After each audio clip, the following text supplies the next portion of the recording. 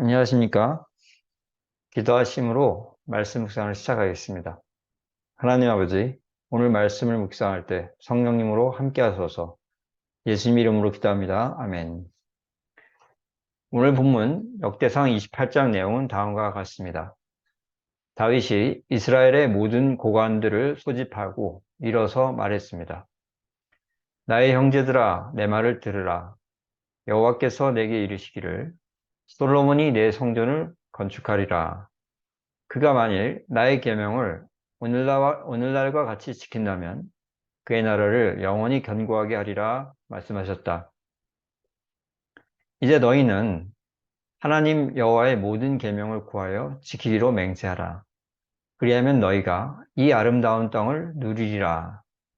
내 아들 솔로몬아, 너는 내 아버지 하나님을 알고 온전한 마음과 기쁜 뜻으로 섬겨라. 여호와께서는 모든 마음을 감찰하사 모든 의도를 아시나니 내가 만일 그를 찾으면 만날 것이요 만일 내가 그를 버리면 그가 너를 영원히 버리시리라. 다윗이 성전 설계도를 주면서 말하기를 여호와께서 이 모든 일의 설계를 나에게 알려주셨다 하였습니다. 또 솔로몬에게 이르기를 너는 강하고 담대하게 이 일을 행해라. 두려워하지 말며 놀라지 말아라. 내가 여호와의 성전 공사의 모든 일을 마치기까지 여호와 하나님, 나의 하나님이 너와 함께 계시사 내게서 떠나지 않고 너를 버리지 아니하시리라. 모든 지휘관과 백성이 온전히 내 명령 아래에 있으리라 하였습니다. 본문에 대해 세 가지를 묵상하겠습니다. 첫 번째 본문에서 무엇을 볼 수가 있습니까? 온전한 마음으로 섬기라 그렇게 말하고 있습니다. 온전한 마음으로 섬기라. 여기서 온전한 마음이란 나누어지지 않은 마음, 한 마음을 말합니다. 왜 온전한 마음으로 섬기라고 한 것입니까? 하나님께서 모든 의도를 아시기 때문입니다. 1973년 1월 파리에서는 베트남 전쟁의 끝을 약속하는 평화협정이 맺어졌습니다.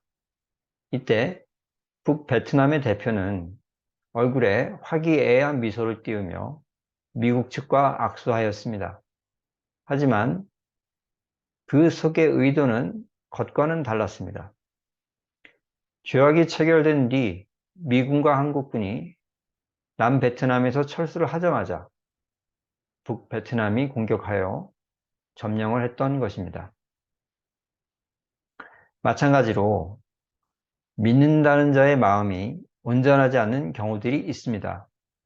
하나님을 사랑하고 섬기는 듯 보이는데 실제로는 세상을 사랑하는 마음이 가득하여서 두 마음을 품은 상태일 수가 있습니다. 그런데 하나님은 저자의 마음이 한 마음인지 아닌지 다 보시고 있습니다. 그러면 어떻게 해야 하겠습니까? 나는 한 마음을 품었나, 두 마음을 품었나 질문을 해봐야 하겠습니다. 호세아 10장 1에서 2절 이스라엘은 열매 맺는 무성한 포도나무다. 그 열매가 많을수록 재단을 많게 하고 그 땅이 번영할수록 우상의 재단을 아름답게 하는도다. 그들이 두 마음을 품었으니 이제 벌을 받을 것이다 하셨습니다.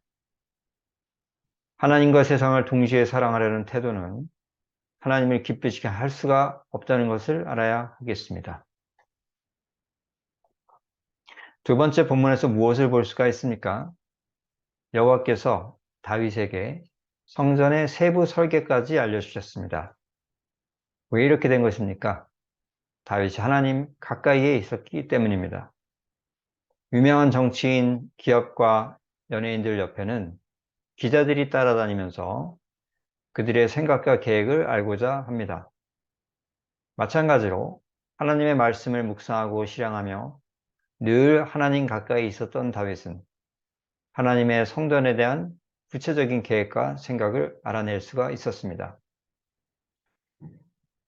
그렇다면 어떻게 해야 하겠습니까? 하나님을 가까이 하는 자는 하나님의 생각을 점점 자세하게 구체적으로 알아가게 된다는 것을 기억해야겠습니다. 창세기 18장 17절 여호와께서 이르시되 내가 하려는 것을 아브라함에게 숨기겠느냐 하셨습니다. 하나님은 자신의 품은 계획을 자신이 가까이 했던 아브라함에게 숨기지 않으셨습니다. 이런 식으로 우리가 하나님 가까이 하는 삶을 살수록 우리가 점점 더 하나님의 계획을 구체적으로 듣게 될 것입니다. 세 번째 본문에서 무엇을 볼 수가 있습니까? 모든 지휘관과 백성이 내 명령 아래 있을 것이다 하였습니다. 왜 이랬던 것입니까? 솔로몬과 하나님과의 관계가 원만했기 때문입니다. 나라의 고위직에 있는 자들이 부패하면 하위직에 있는 자들도 덩달아서 부패한 행동들을 합니다. 흔히 이것을 윗물이 맑아야 아랫물도 맑다라고 합니다. 오늘 본문 7절에서 하나님은 솔로몬아, 너가 지금 하는 식으로 나의 계명을 지킨다면 너희 나라가 영원할 것이다 하셨습니다.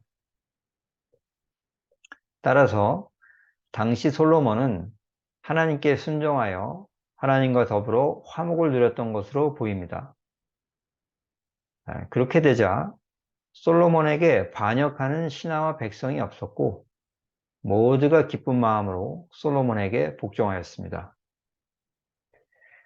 그럼 어떻게 해야 하겠습니까? 인간관계가 어려워질 때 하나님과의 관계를 먼저 점검해야 하겠습니다. 열왕기상 11장 9절 14절 말씀 솔로몬이 마음을 돌려 하나님을 떠나므로 여호와께서 에돔 사람 하닷을 일으켜 솔로몬의 대적이 되게 하셨다 하였습니다. 인간관계가 힘들어진다면 나와 하나님의 관계에 문제가 있는 것이 아닌가 점검할 필요가 있습니다. 말씀을 정리합니다. 첫째로 나는 한 마음을 품었는가, 두 마음을 품었는가 질문을 해봐야 하겠습니다. 둘째로 하나님 가까이 하는 자는 하나님 생각을 점점 자세히 구체적으로 알아가게 된다는 것을 기억해야 하겠습니다.